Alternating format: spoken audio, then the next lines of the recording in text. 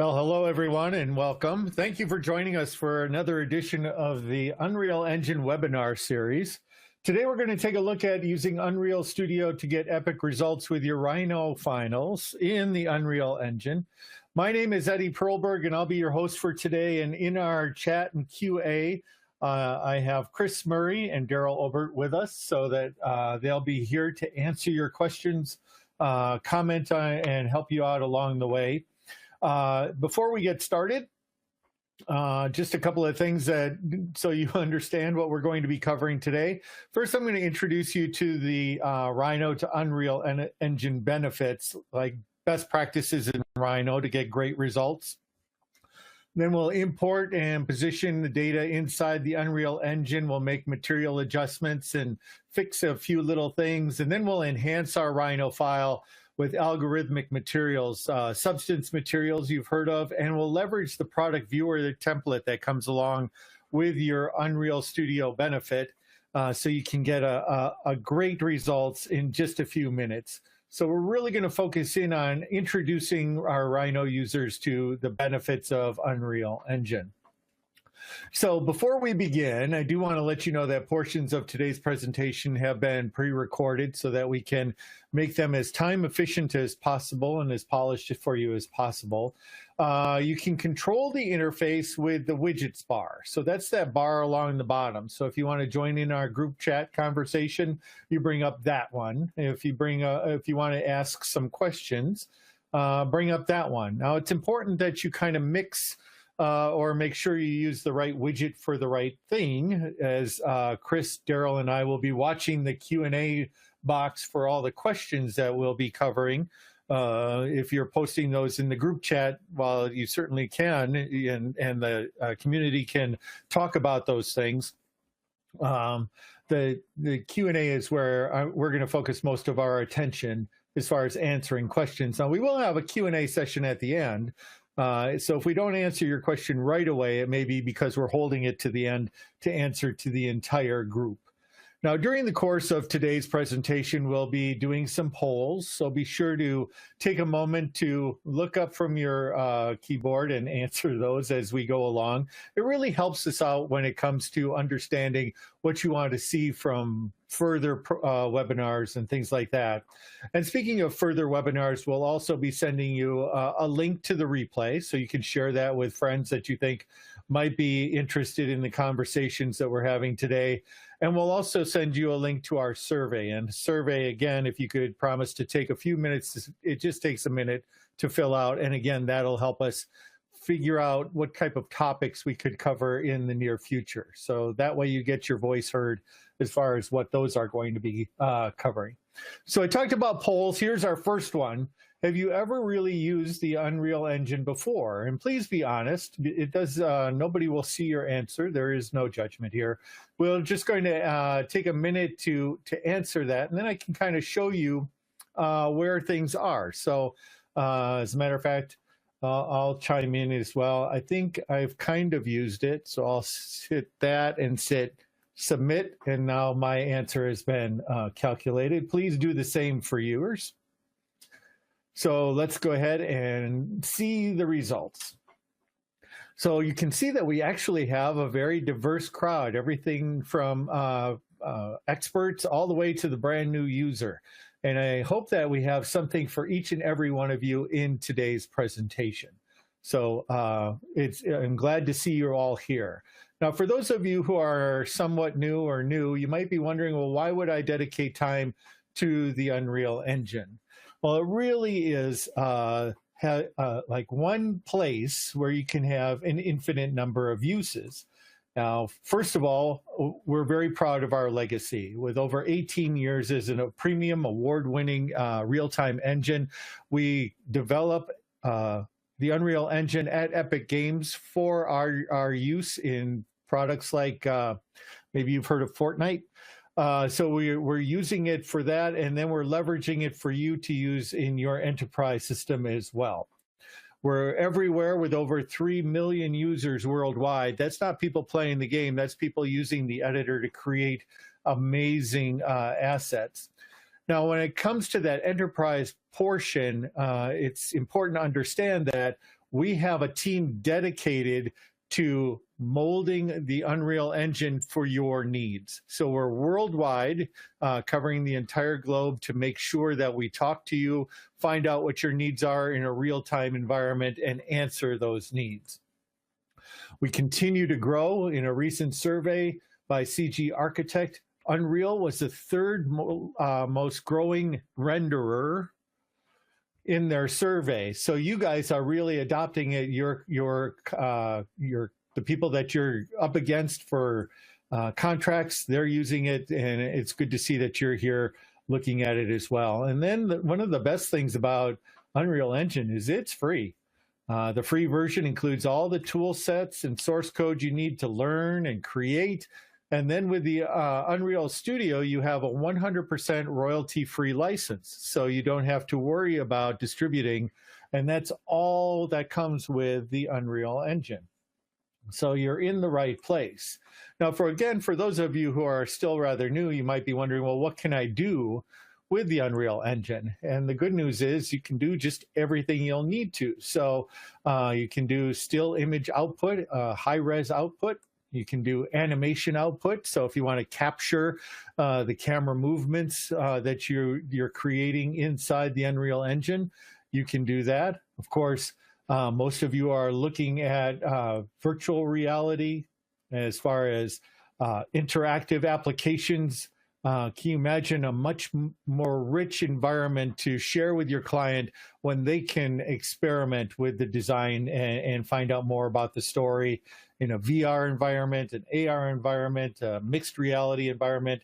All of those are possible with the Unreal Engine. And of course, if you wanted to create something for desktop, mobile, as we become more mobile, all of that is available.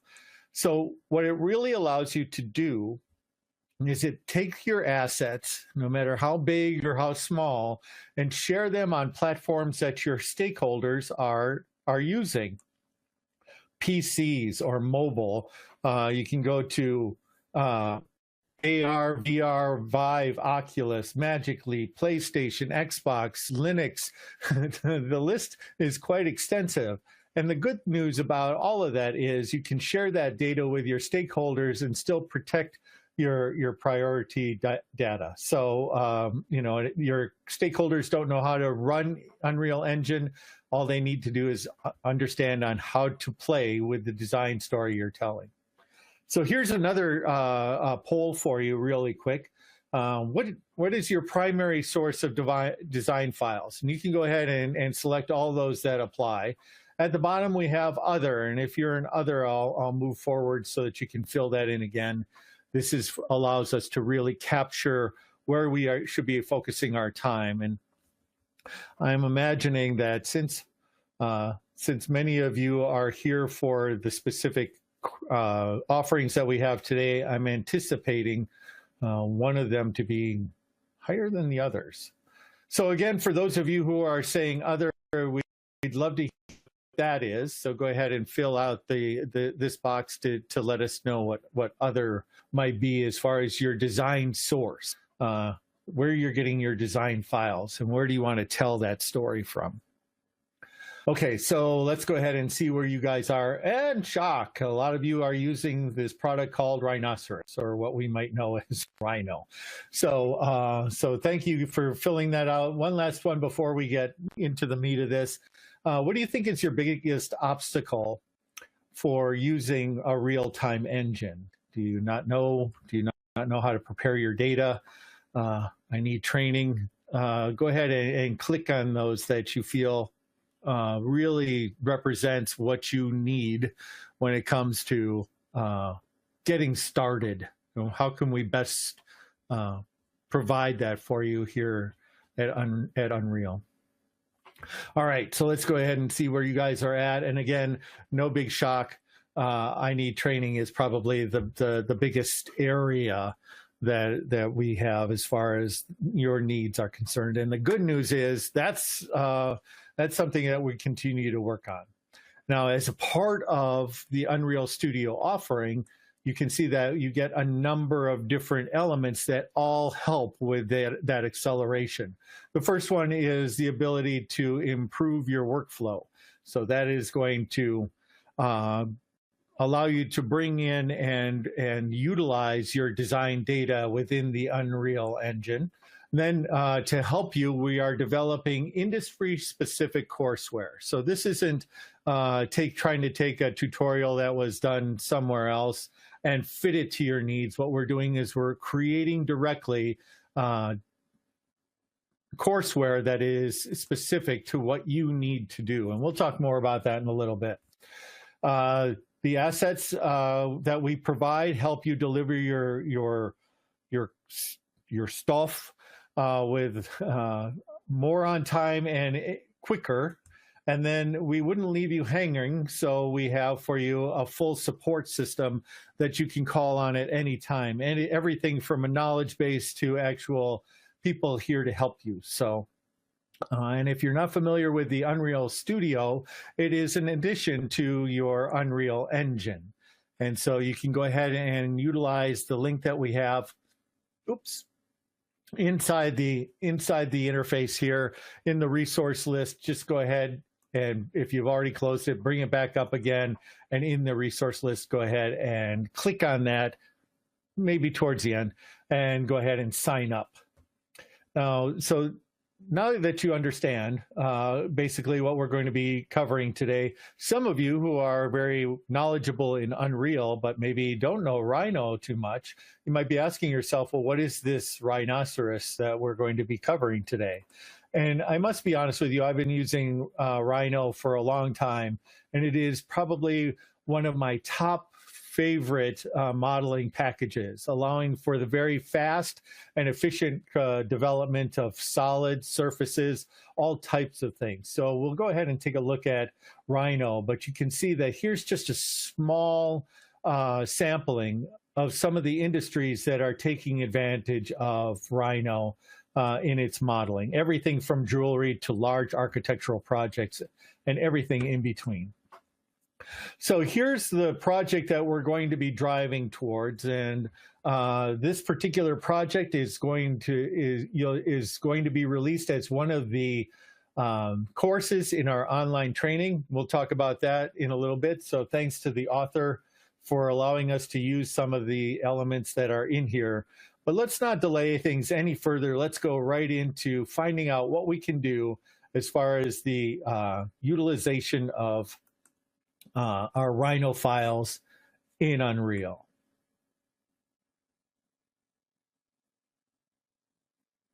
So here we are in Rhino, and again, you can see that there are really great surfacing tools, solid tools, meshing tools. It really is a great modeling package, but most of you know that, and that's kind of why you're here, is you want to take these models to the next level. Now for today, we're going to be using this welding robot arm. Thanks to Paul Neal for letting me borrow this. This is a part of the data set that he's using in part of the training that I'll be talking about in just a little bit. Now, there's very few things that I need to do here in Rhino for great results inside the Unreal Engine. But as far as the model is concerned, I'm very confident that this will move over very nicely. There are a couple of things, though, that I can do here in Rhino that will make using the model inside the Unreal Engine a lot easier. And it really boils down to organization. So what I did in this particular model is I created a number of layers, and the layers will translate over into Unreal Engine so that I can use those layers for organization. My particular layering system is developed on the types of materials that are being applied. So you can see that if I go to the materials, these are just some of the materials that I've applied here in Rhino that will be transferring over. But you can organize this however you need to as far as your company standards are concerned. I just did it by material.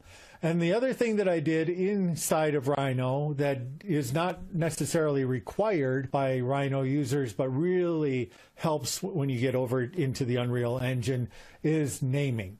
So here you can see that I've named all of my objects inside of my Rhino files so that when they transfer over, I will be able to identify what those objects are inside of the Unreal Engine. One thing I didn't name is this little diamond plate floor down here, and I'll show you why this little floor piece is going to come into play for a number of different things in today's session. But really, that's all I need to do for great success coming out of Rhino into the Unreal Engine, is to just use a good layering system, or at least a good naming system. So now it's time to bring our Rhino file into the Unreal Engine. And so in order to do that, for some of you, you'll need to download and install. And I can do that by either using the link in that resources, that'll take you to this page, or simply typing in Unreal Studio into your search engine, and that will bring you to the unrealengine.com, and then you can go to Enterprise and Unreal Studio. Now, don't forget, Unreal Studio is an added addition or benefit to the Unreal Engine. So you'll want to make sure, in order to use the techniques that we're looking at today, that you also have Unreal Studio, that you're a part of that beta. So for those that are new to Unreal Engine, you'll need to go ahead and create a sign-in. Simple enough. Once you've done that, you'll be able to download all of the information or installers that you need. For those of you that are already a part of Unreal Engine and want to get the studio benefits, then go ahead and sign up for the beta here. It's an automatic process, and there's no waiting time. You'll be able to get all of the information. With Unreal Studio installed, you now have access to the Epic Games Launcher. It's here that you're going to access the Unreal Engine and all of your projects. If you'd also like to use the Epic Games Launcher to launch some of your favorite games like Fortnite, simply come to the little wheel and then go ahead and turn off the Hide Games tab. But we're going to just stay here in the Unreal Engine version. It starts off in the community, and the community has a number of news, access to the forums, and other elements. In the Learning tab, we have access to Unreal Engine's online learning. This is not the benefits that come along with Unreal Studio. This is access to the documentation and other types of learning. Here in the Marketplace, you can access other components that will help you with your projects, everything from free to minimally cost plugins and models, things like that. But it's here in the library that we're going to spend our time. The library gives us access to the engine versions that we have installed. You can see that I currently have the latest version. I strongly recommend that you always keep up to date with the latest version. That way you'll get all the latest plugins as well as bug fixes and other components. If in fact you're locked into other versions, you can have those in this list as well. Just below that, we have a list of my projects. These are the recent projects that I've been working on, and because I'm logged in, you'll see that I also have my Unreal Studio beta active, which gives me access to the Unreal DataSmith plugin as well as other exporters for products like SketchUp and 3ds Max. So with this installed, initially you'll need to install, but once you have the engine installed, you can go ahead and launch it. And once launched, we can go ahead and take a look at, again, some of the projects that we've been working on or start a new project. So this will just take a moment. Here you'll notice that some of my projects are illuminated, some are still kind of grayed out, and that has to do with the version that they were created in. But let's go ahead and move over to the new projects section. It starts off with the Blueprints tab, and Blueprints, for those of you who aren't familiar, is a node-based editing system native to the Unreal Engine that allows you to create plugins and other types of coding. If you're familiar with C++ coding, you can go ahead and move over to the C++ tab. It doesn't matter where you've started, you can go ahead and combine Blueprints and C++ coding in your projects, but it's here in the Unreal Studio tab that we're going to spend our time. You'll see that I have two different versions for how we're going to go ahead and start our project. Here in the blank template, you'll see that there's really not much more than a sky and a floor and really no code.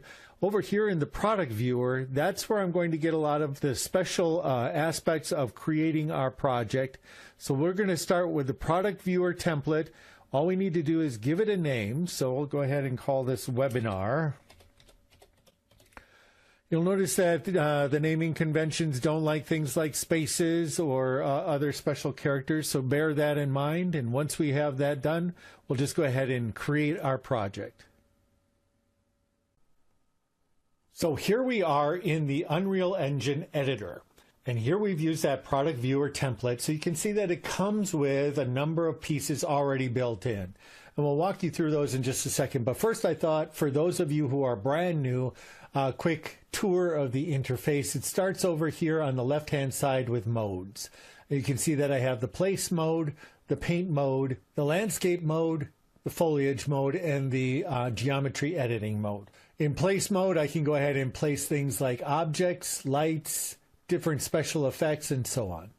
We won't be needing any of that today, but as you continue to grow in the Unreal Engine, you'll start to spend more and more time here. Across the top is the main toolbar, and you can see that because I'm in the Unreal Studio Beta, I have access to the DataSmith importer. Again, we'll come back to that in just a moment. Over here we have the world outliner, and this is the world, and here are all the things that are inside of it. So you can see a number of transmission parts, lights, sample spheres, floor, etc. We'll come back to this, but I can assure you that all you need to do is select any of the objects either here in the view or here in the outliner, and it gives us access to all of the information and manipulation that we have over here. And then along the bottom, we have the content browser. The content browser is divided up into different folders for organizational purposes. Again, we're in the product viewer template, so all of the product viewer objects are here in different folders. So if we want to take a look at all the materials that have been assigned and so on. So those are the basics of the navigation here inside of the Unreal Engine editor. Now that we've gone ahead and taken a look at how we navigate around the interface, let's go and take a deeper look inside of the benefits of this product viewer template. It really has to do with how we experience our Rhino files outside of the editor. Let me explain.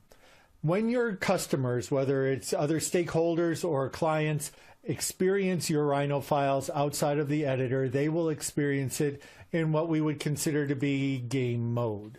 So here you can see when they open up the file, they will see the starting point. You can go ahead and customize this if you'd like. And here is our objects inside of this mode.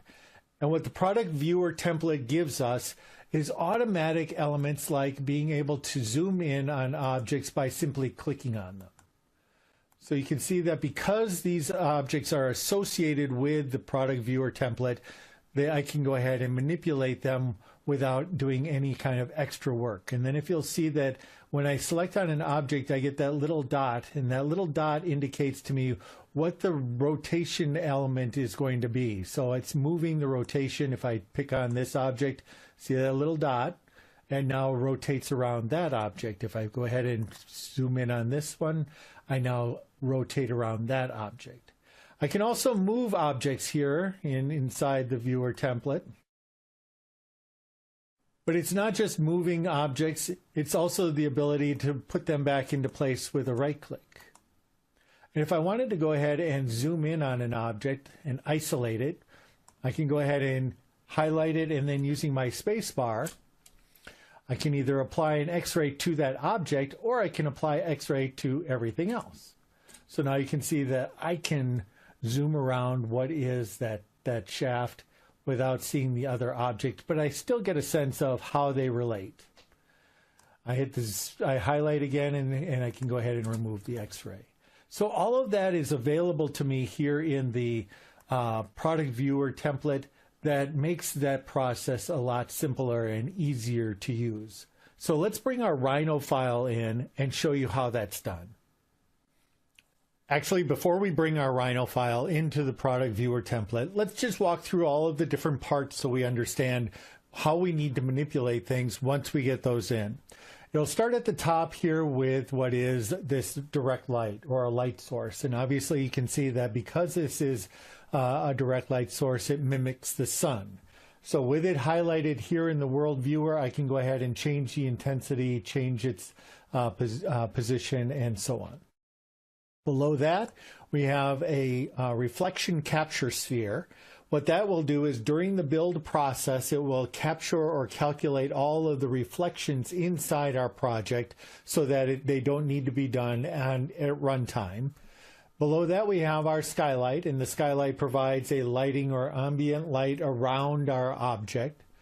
Right below that is this purple box, and the purple box is the post-processing volume. It's within this box that all of our special effects are happening. So I can go ahead and change things like exposure, or I can go ahead and change and add in things like a lens flare. Below that, we have the sample sphere. We won't need that anymore, so we'll go ahead and delete that.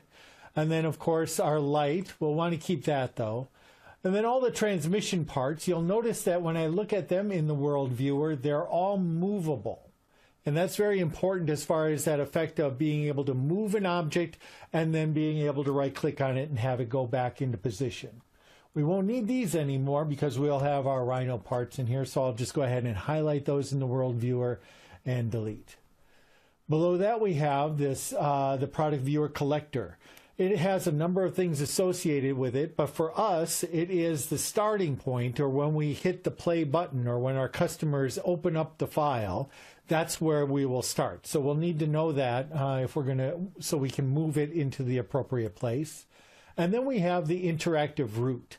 And the interactive root is where all of those special effects that the product viewer template gives us, the ability to move, X-ray, and so on. We'll need to associate our Rhino file objects with that root. So be sure to keep that in mind. And then, of course, lastly, we have the teleport surface root.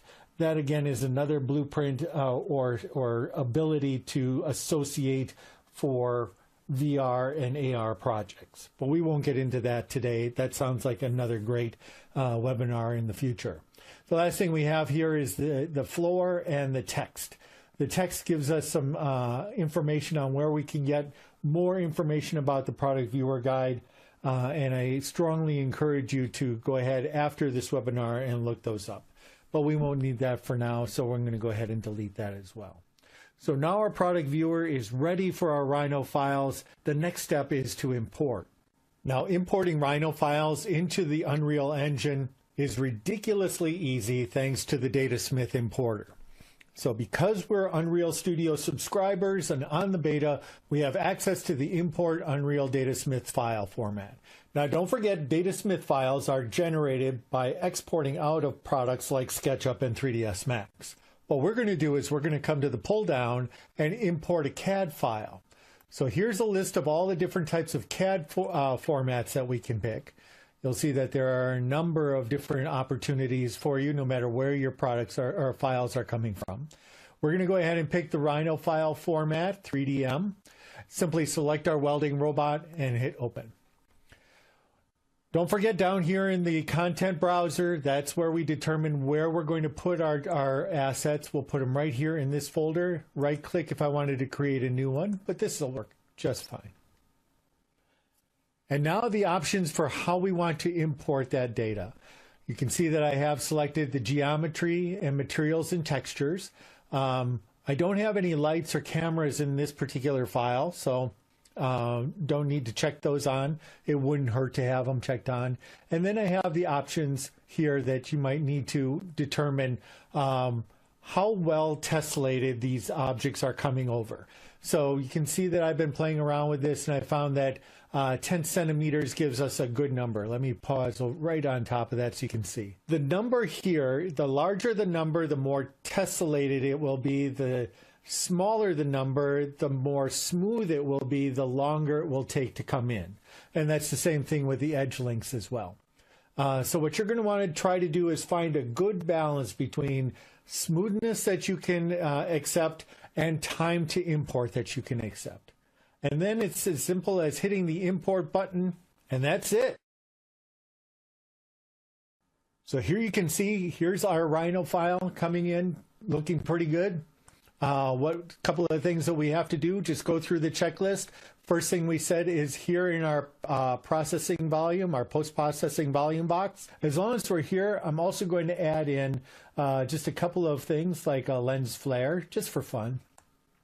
Again, this isn't something you have to do, but it's those subtle things. You can already see that it's coming in off the reflections of our object.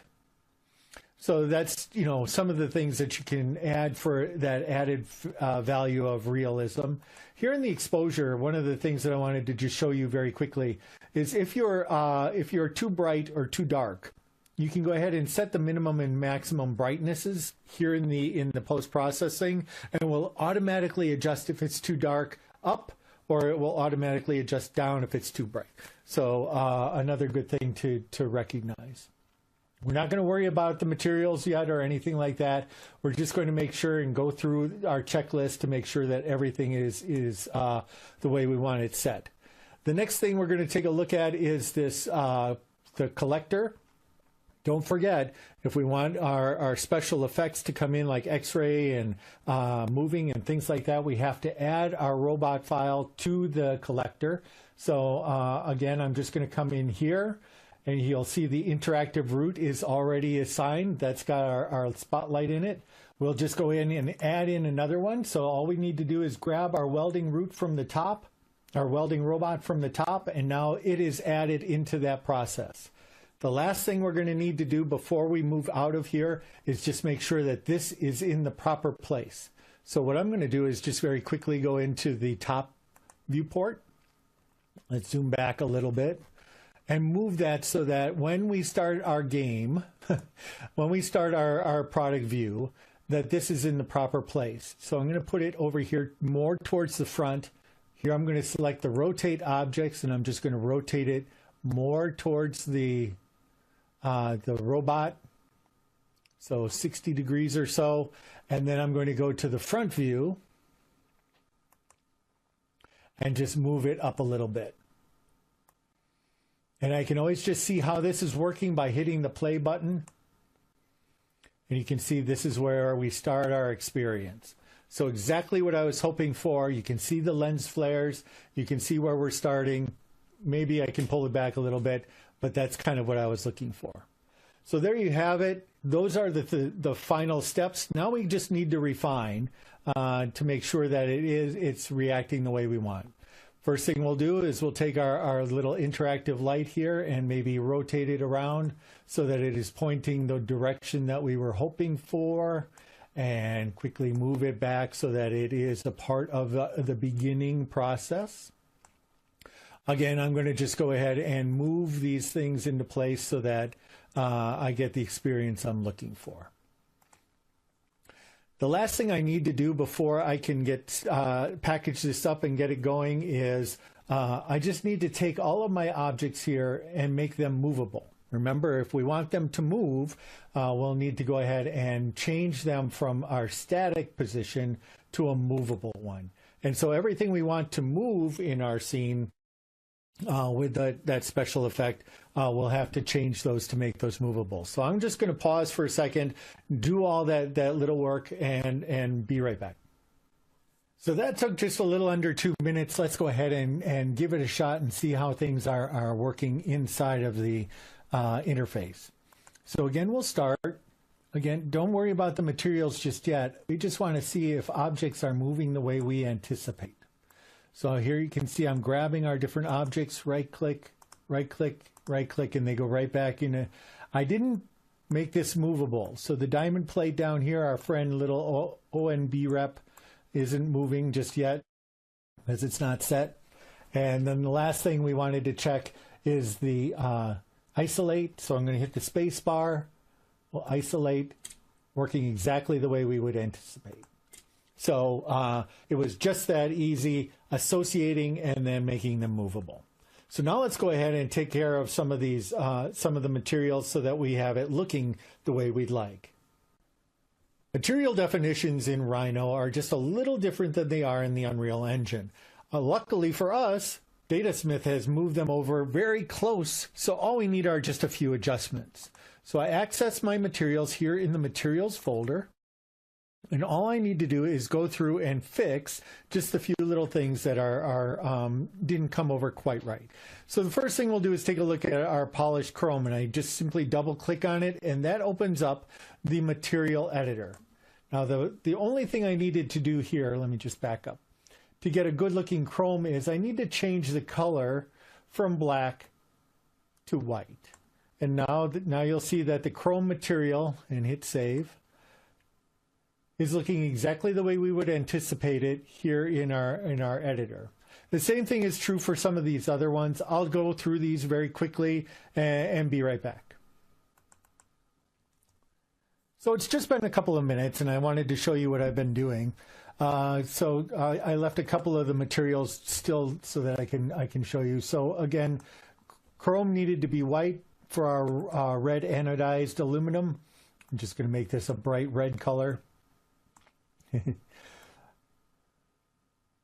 So the color is set, still a little bright for blue anodized, so I'm going to go ahead and change its glossy finish to 0.75. And let's do the same for its reflectivity, 0.75. Perfect. Again, hit save. Now for our materials that have textures assigned to them, you can see that the diamond carbon fiber pattern in the background is a little big. So that's as simple as picking on our object here, going into the color, turning it on and saying, well, 12 is a little big. Let's go up to 36. So we'll put that in at 36. Again, this is at 36. And you can see that that looks a little bit more like a carbon fiber at the proper scale. So the bigger the number, the more times it's multiplied in there. That's why it comes in. And now it's looking perfect. So those are just some of the material adjustments that I wanted to do with the materials coming over from Rhino. What about other materials? Are there materials that we could apply that have even a more realistic look? And the answer is yes. As again, a part of the Unreal Studio benefit, you can see, let me just move this down here. Down in the lower corner of my screen, I've had this opportunity of managing my plugins. And one of the plugins that comes along with your Unreal Studio beta is the ability to use Substance in our file. So this will require us to restart. So I'm going to go ahead and just quickly restart. And while I do that, what it's going to do is it's going to load in the Substance plugin and give me access to all of the materials that are associated with it. So the Unreal Engine has restarted. And now that I've managed that, you can see I now have access on my main toolbar to the Substance source. And the Substance source is where I get other materials. So let's go ahead and open that up. Access associated with my account. So now that I'm all logged in, you can see that I have included with Unreal Studio over 110 different materials that will work for us in our different projects. So I noticed that I had a galvanized steel. So I'm going to go ahead and download that. This is what it looks like. We'll also come in and I had a brushed aluminum. So I'm going to go ahead and download that one. And you'll notice that these are all associated with all the textures. Everything that we need is coming through along with that. So again, all of these are here available to you to use in your projects. One last one, we'll do the plate aluminum. So now that I've downloaded those into my project, we can go ahead and close this. They're now here in my material content browser.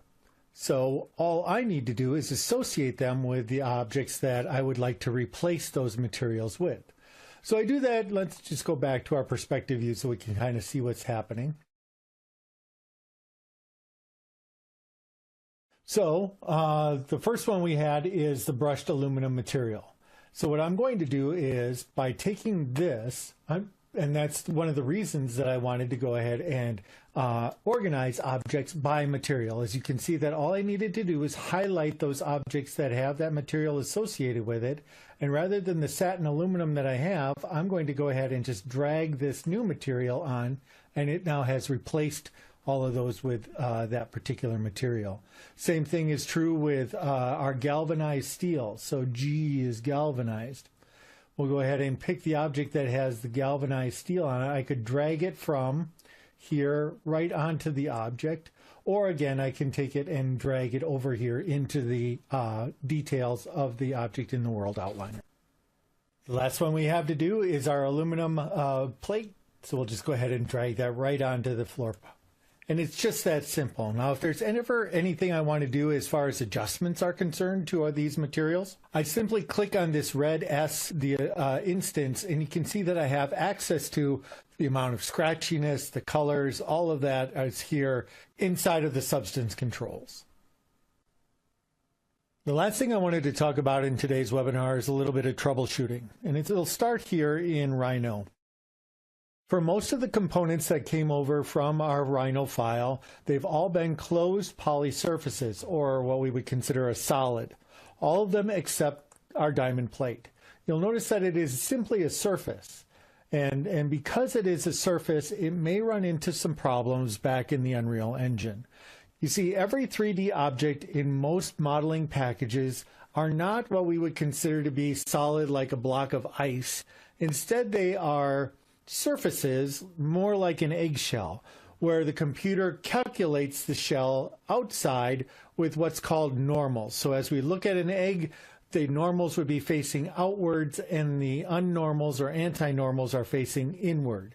Now we can flip those normals so that if we were to be the chick inside the egg, we wouldn't be able to see out, but we would be able to see through the I know this is getting a little complicated, but the answer is there are very easy ways of preventing this from happening or fixing it if in fact it does.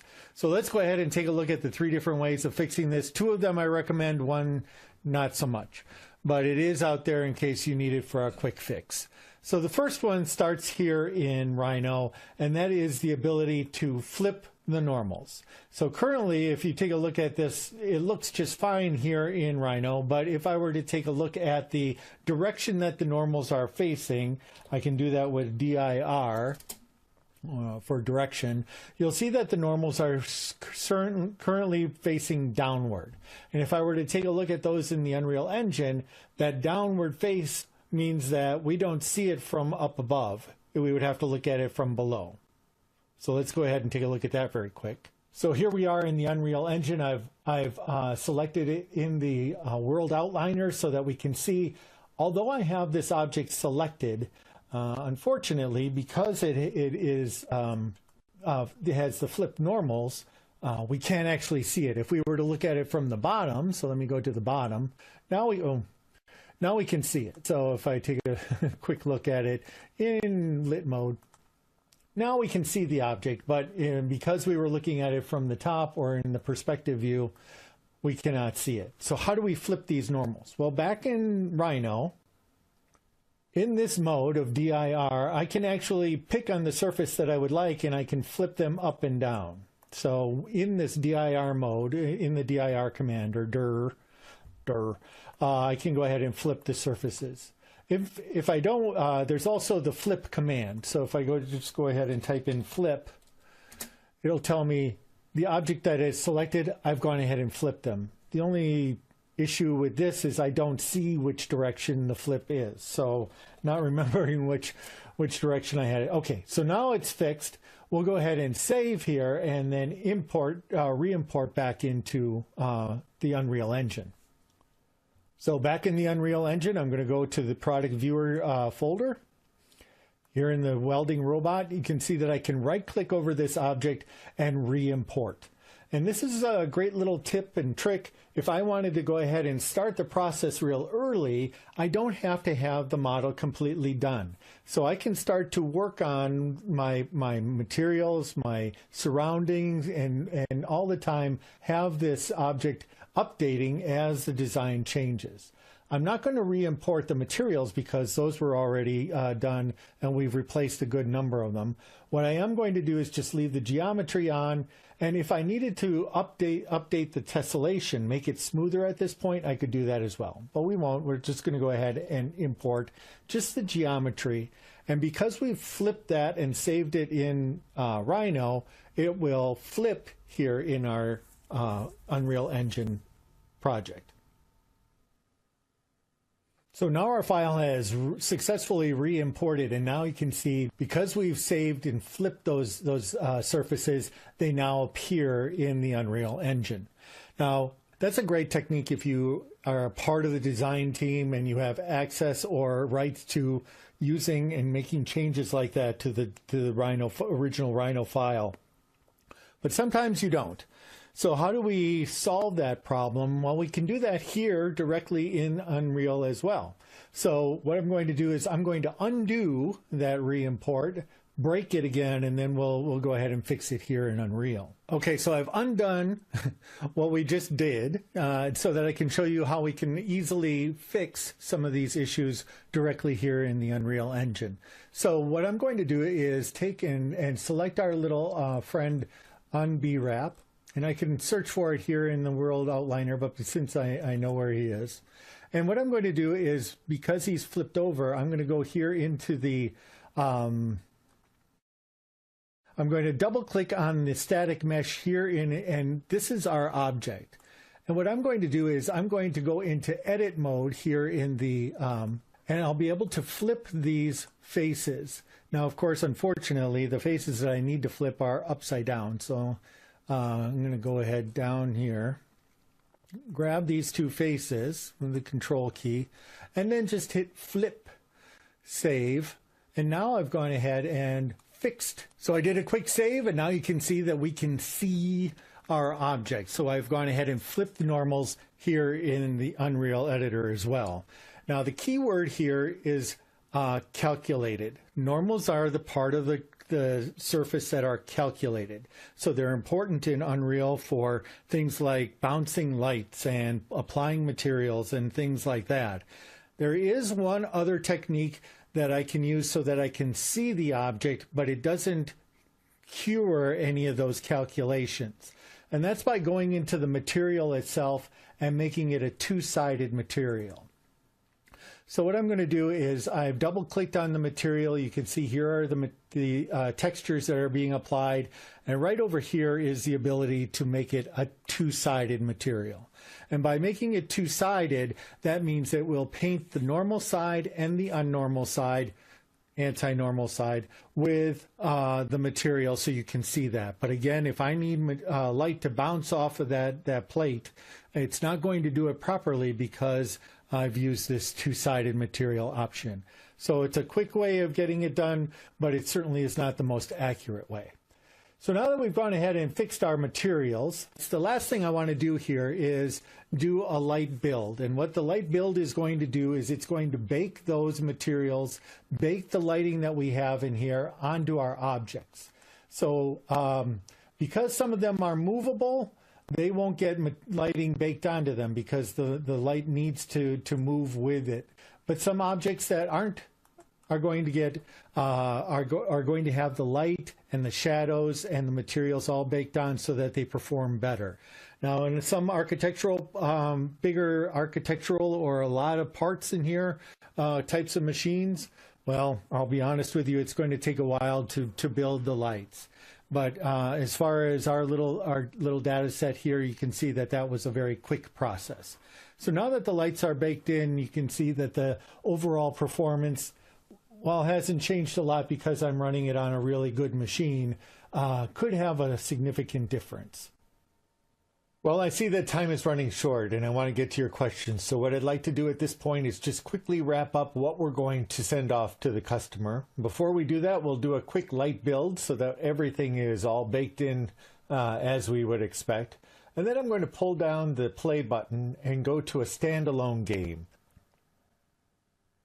So this way we'll get a good sense of what our customers are going to experience without any knowledge of Unreal, without any knowledge of Rhino. We can just share this data with them safely in this environment. So we'll go ahead and hit start. And in just a few minutes, we were able to create and bring this in. Let's check our objects. They all seem to be moving, except the floor. The floor doesn't move. Of course, we can put them back with a simple right click. Highlight an object, hold down the space bar and isolate that, move around. Let's go ahead and unisolate or remove the X-ray. We can highlight with our lamp. And this was all with just in a few minutes of preparing our data. So the last thing we'll want to do then is actually package it all up and send it off to the stakeholders. And I do that simply by going to the File pull down, Packaging. You can see I have a number of different options as far as how I'd like to present it all, and then I go ahead and select that and package it all together. So let's go ahead and recap what we did. First, starting in Rhino, Well, we first created the layers and gave everything names. And then we used the flip or the direction command to set the normals so that they were all set up in a proper direction. From there, we moved everything into the Unreal Engine. We started a new project using the product viewer template. Then we imported the Rhino files, associated the files with the product viewer collector, and made them all mobile so that they would move around in our little game. Then we adjusted the lights in the collector position so that they fit our data set rather than the transmission that came along. We enhanced our some of the materials with the substance materials, replaced those, and then we did some troubleshooting normals with the new mesh editing tools available in Unreal Engine 420. Oh, and then we packaged it all up together. And one of the things that kind of ran out of time, but the packaging, you put it all into a folder and send it off. It creates an executable, at least it does for Windows and files. And all your client needs to do is double click on it, and boom, they're in the presentation. So some of you who have been using Rhino and Unreal for a while may be used to a classic workflow. Why would you use the DataSmith workflow as opposed to the classic or the old export and import? And the first thing is that I can directly import a 3DM file into the Unreal Engine, and it's non-destructive, so I don't have to worry about in any way damaging the Rhino file. So I can start the process much earlier. And that allows me to be more creative. I can be confident that although the design isn't done, I can continue to re-import and get the updates as they happen. So again, allowing for much more, let's say, creative. And that also allows me to bring the files in quickly in a very poor tessellation settings, and then crank those up as I need them to be more and more smooth. When it comes to exporting, there's really no re-importing of the old types of file formats. And the problem with that is if we know that we're going to be stuck using a file and I can't update it easily, then it's just human nature that I would wait until it's all ready to be used. So what that really does is it stifles the creative process, and it really forces me to handle all the changes manually. So it really adds a lot of time to the whole project. It removes, by using DataSmith and importing and re-importing, I remove the whole need for maintaining multiple files, where if I have to export out of Rhino, well, then there's multiple files to deal with.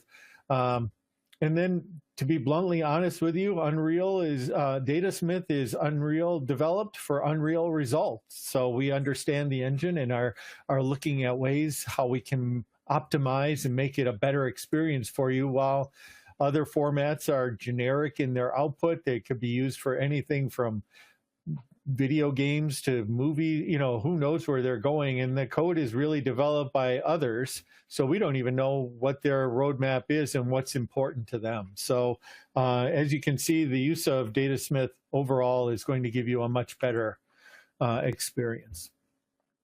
Let's go ahead to one more poll question. A lot of you said that you're looking for training, and again, that's kind of my specialty here at Unreal. So I'm just kind of curious, have you had a chance to take a look at the online video tutorials that are available to you with Unreal Studio? And again, I'm really looking forward to hearing your results here, as it will really help me out quite a bit, knowing what you guys need. So we'll go ahead and forward to see what you're thinking. So I can see a lot of you haven't even had a chance to take a look at those yet, and that's good news in many ways, because you guys have a lot of learning that you can take advantage of. Like I said, all specific to industry, all specific to the types of work you can do. As you can see, architecture, industrial design. Do you want to, are you an architect? Are you a designer? Are you a game developer? All of these from the beginning of a project to all the way to the end, so that you can utilize the learning that's available to you here and really have great success moving forward. So I strongly encourage you to find that. Again, it's one of the resources that you can click on in the resource tab, or you can always just go to the Unreal Engine website at unrealengine.com and look for learning. So it takes you right to this page. Thank you so much for your time and joining us today. I really appreciate all the great feedback, all the great questions. Fill out that survey when you get the link. Share the webinar with those that you think will be benefit from it. And for Daryl, Chris, and the rest of the folks at Epic Games and Unreal Engine, thank you again for joining us, and we'll see you again next time.